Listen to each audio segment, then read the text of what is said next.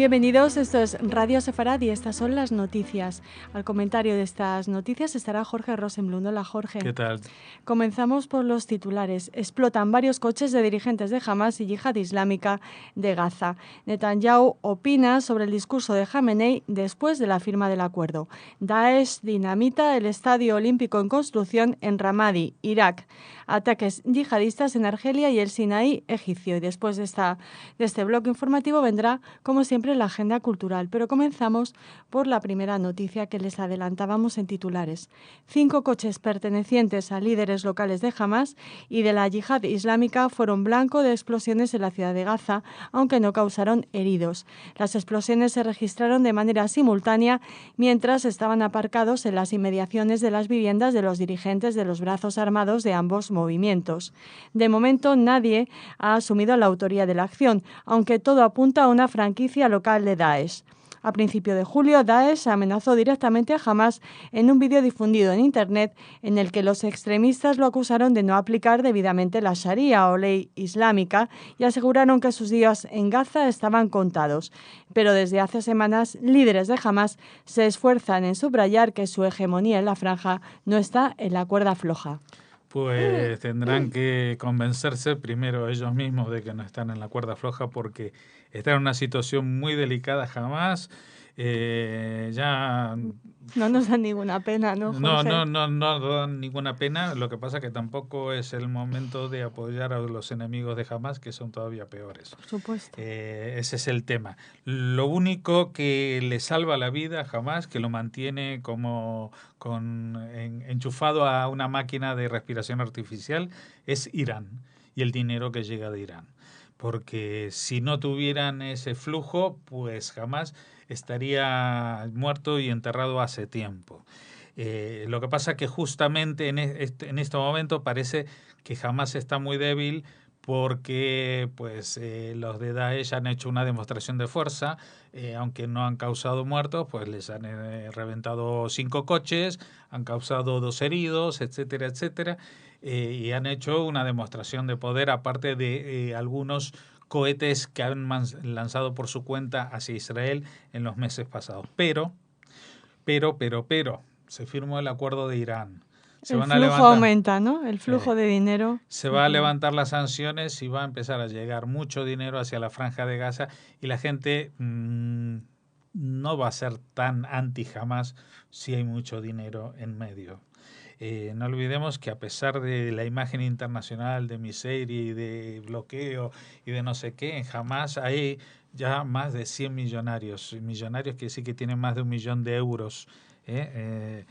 Y sigue creciendo a la cuenta porque es una situación tan especial que da pie a que todos los contrabandistas, todos los que tienen contactos con las organizaciones del exterior, etcétera, pues a pesar de las apariencias de que ahora Hamas está debilitado, pues vamos a ver qué pasa con el acuerdo con Irán, porque yo creo que ellos se van a fortalecer.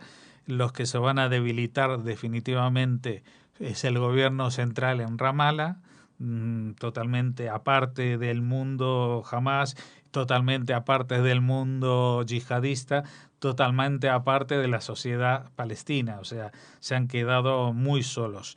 Y sobre este trasfondo también hay unas noticias siempre que circulan sobre unos tratos indirectos entre Israel y Hamas para una tregua de 5 años, que supongo que Israel le interesa por una parte, pero que va a poner sus condiciones, porque sabe que cuando se acaban esos 5 años, o no 5 años, sino cuando Hamas de pronto se sienta en una posición más fuerte, volverá a atacar y volverá a construir túneles y utilizar cohetes. Pero mientras tanto Israel tampoco se va a dormir en los laureles. Esto es una situación muy dinámica. El Oriente Medio se mueve mucho más rápido que la velocidad de la luz y trae noticias y cambios de estrategias y alianzas que realmente desconciertan a más de uno. Así que todavía, o sea, si no se hubiera llegado al acuerdo, posiblemente en Gaza estarían ya en medio de una guerra civil entre Hamas y Yihad Islámica por un lado y la gente de ISIS por otro, del Daesh, pero de momento van zafando. Seguimos. El primer ministro israelí Benjamin Netanyahu censuró la respuesta dada por el líder supremo iraní, Ali Khamenei, de no cambiar un ápice su política exterior, particularmente respecto a Estados Unidos, tras el acuerdo alcanzado entre las potencias e Irán. Si alguien pensaba que las exageradas concesiones a Irán le harían cambiar su política, este fin de semana han recibido la desafiante respuesta del gobernante de Irán, Khamenei, en su discurso agresivo y provocador.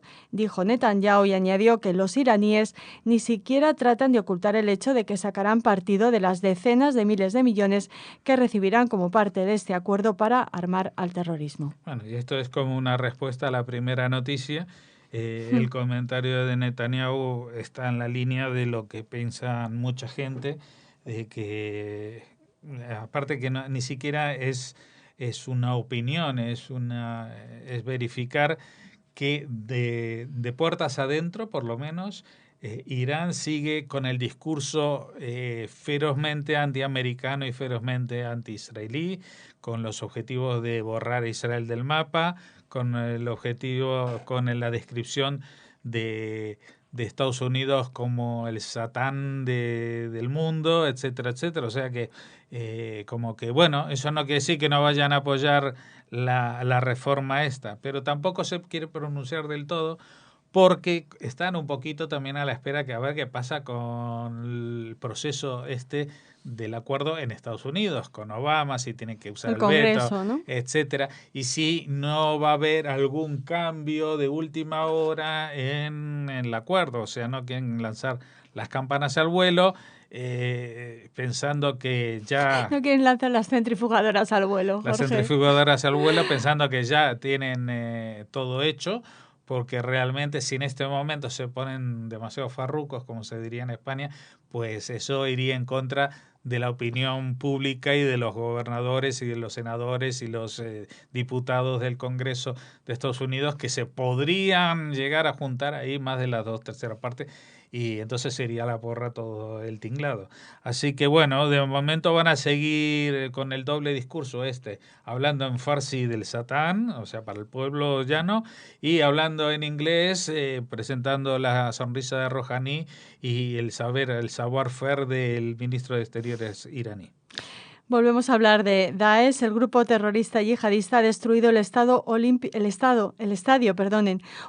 de la ciudad iraquí de Ramadi, capital de la provincia de Anbar, haciendo estallar 3,5 toneladas de explosivos. El estadio estaba a medio completar, tenía capacidad para unas 30.000 personas y era uno de los grandes símbolos del futuro de Irak tras el fin de la guerra, antes de la aparición de Daesh, parte de un proyecto valorado en $100 millones que contemplaba la creación de una villa olímpica con residencia para atletas, pistas de entrenamiento, aparcamientos, bibliotecas, así como un centro de transmisión televisiva y un hotel con 80 habitaciones. Sí, bueno, todo se ha ido a la porra, pero vamos a ver ya uno tal como son las noticias de por dónde pasa Daesh, no sé qué es peor, si que destruyan unos budas o una ciudad romana milenaria como Palmira, o un estadio que recién estaba por construirse, pero que era como la esperanza de que algo estaba cambiando en Irak, y que Irak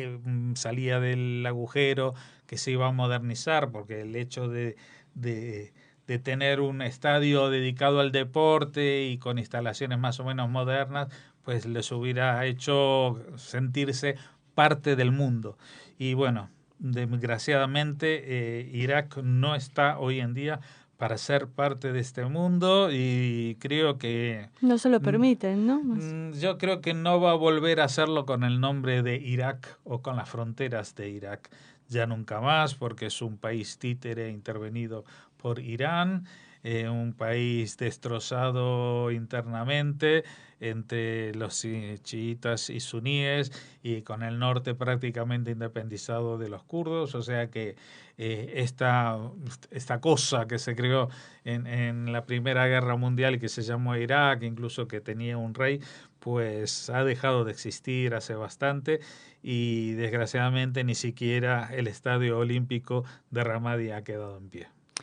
La última noticia de esta parte del informativo. 9 soldados argelinos fueron muertos en una emboscada tendida por una célula de Al-Qaeda en el Magreb, a unos 150 kilómetros al oeste de la capital. Este es el segundo ataque que grupos yihadistas lanzan este mes en las provincias vecinas a Argel, después del que el pasado 6 de julio causó heridas a 4 soldados de una brigada móvil de la Policía Judicial en la ciudad de Buria. Por su parte, 3 soldados egipcios han muerto y 4 han sido heridos en un ataque en el norte del Sinaí reivindicado por la rama egipcia de Daesh. El ejército egipcio ha lanzado un bombardeo aéreo de las posiciones de los yihadistas. Bueno, en realidad hoy, para elaborar una noticia sobre, no solamente sobre Daesh, reduciéndolo a Daesh, la acción de Daesh en el norte de África, había 3 o 4 noticias que era como un parte de guerra y había noticias tanto de Libia, tanto de Túnez, que ya están prácticamente en sus manos, como de países cercanos que están siendo afectados, como Egipto y como los argelinos. Así que bueno, incluso aunque en el caso de Argelia los que han reivindicado son Al-Qaeda en el Magreb, este grupo Al-Qaeda, pues creo que también, si no está ya formando parte de Daesh, pues pronto jurará eternidad a Abu Bakr al-Baghdadi, al califato, porque se mueven prácticamente de la misma manera y ya no es aquel Al-Qaeda de los atentados europeos con suicidas, sino es un ejército y que se conquista y se afinca en los lugares, cosa que es lo que hace el Daesh y el califato. Así que tenemos problemas también en Argelia, tenemos problemas en Egipto, y en Egipto los problemas son muy graves. El otro día vimos por las pantallas de los televisores de todo el mundo cómo desde la orilla, con un misil antitanque, pues hundían una patrullera de la Armada egipcia que estaba vigilando las costas del Sinaí. Y bueno, esto quiere decir, primero, que tienen un armamento muy sofisticado, segundo, que los egipcios pues están un poco que no se enteran y no tienen un sistema antimisiles cuando patrullan por ahí, que no es que los demás van con 4 fusiles de asalto, tienen las armas que pueden hacerle frente y tendrían que tomárselo un poquito más en serio, a pesar de que hacen de vez en cuando estos bombardeos masivos y ataques masivos, pues más que lo masivo tendrían que planificarlo como si fuera una campaña, como si fuera una guerra en todo sentido contra un ejército que se les esconde en cualquier agujero de las arenas. Terminamos aquí esta parte del informativo, como les adelantábamos, y les esperamos en la agenda cultural.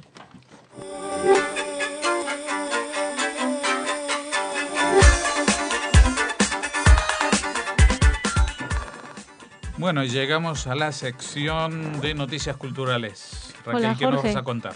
Pues mira, comenzamos hablando de una iniciativa turística que se llama el Club de los 60, que se realiza en la Comunidad Autónoma de Castilla y León, aquí en España, y está dirigido a los mayores de esta comunidad y ofrecerá para el próximo año 34 destinos nacionales o internacionales con más de 31.000 plazas. Uh-huh. Claro, se preguntarán nuestros oyentes que por qué les hablamos de esta iniciativa en Radio Sefarad. Bueno, pues porque este Club de los 60 ofrece por primera vez un programa específico que contará con una novedad: los destinos Los Judíos en Castilla y León, Salamanca, Segovia y Soria. Ajá. O sea, una ruta sefardí dentro de... Exacto, el destino. Del inserso, digamos. Este destino, Los Judíos en Castilla y León, se ha realizado en colaboración con el programa interuniversitario de la experiencia, en el que algunos de los alumnos de este programa, bueno, pues explicarán a los participantes en la ruta la influencia de la cultura judía en Castilla y León en la visita que se realice a algunos de los lugares más emblemáticos. O sea, que serán los propios participantes en esta iniciativa de la Universidad de la Experiencia, que son personas que ya han entrado en la tercera edad, digamos, que siguen estudiando y que quieren compartir sus conocimientos con ahora estos viajeros que se interesan por la huella judía en Castilla y León. Así que nos ha parecido una noticia muy interesante y animamos a nuestros oyentes. ¿Habla de los puntos concretos del paseo, no? Todavía no se conoce exactamente qué lugares van a visitar dentro de esta ruta, pero teniendo en cuenta que Segovia, Ávila, en este caso Salamanca, Segovia y Soria. Soria. Bueno, ¿sí? Pues por ahí no teníamos noticia de muchas juderías, pero igual... Seguro que hay alguna. Ahora no se me ocurre un nombre específico. No están. Pero sí que hay rastros judíos en un montón de pueblos de Soria. Y continuamos hablándoles de fotografía y de un premio.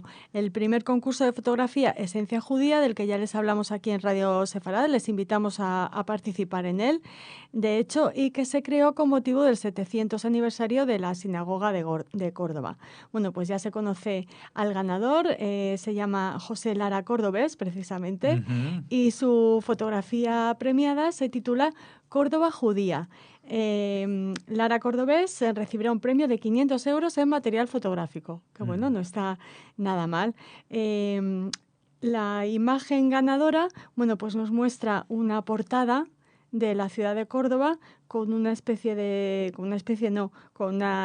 Maguen David y la visión de un famoso, o sea, de un típico patio cordobés con su pozo y todo. Es una fotografía como una composición, preciosa. Sí. El ayuntamiento ha informado de que se han seleccionado otras 19 fotografías cuyos autores recibirán un diploma acreditativo y formarán parte, junto con la fotografía ganadora, de una exposición durante el tercer otoño sefardí que tendrá lugar en Córdoba del 14 al 27 de septiembre de este año, de 2015, y que servirá para conmemorar la Jornada Europea de la Cultura Judía. Un total de 62 fotografías se han presentado a esta primera edición, que bueno, no está nada mal para ser un premio de reciente creación. Nada, no nos queda más que felicitar a José Lara Cordobés, el ganador de este concurso, e invitarles a todos ustedes, si son aficionados a la fotografía, a participar en la segunda edición. En las próximas ediciones, claro.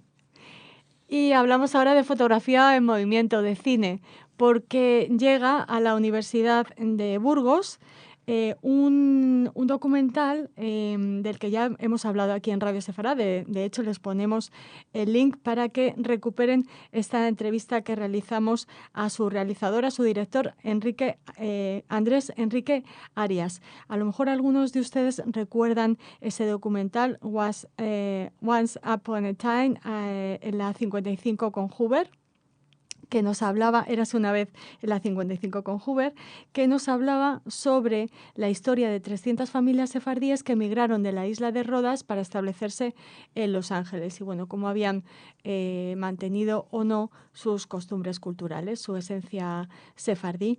Será una proyección que tendrá lugar este miércoles 22 de julio a las 9:15 en el aula magna de la Universidad de Burgos.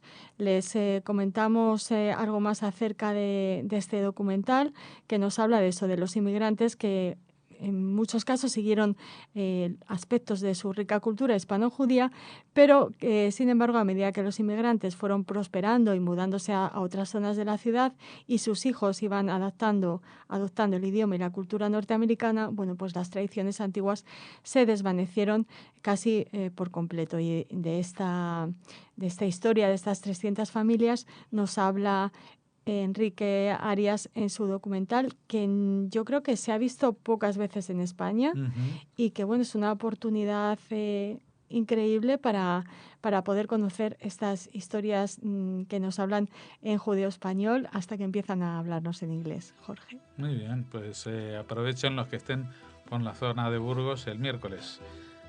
Y eso es. Con eso terminamos la agenda cultural de hoy.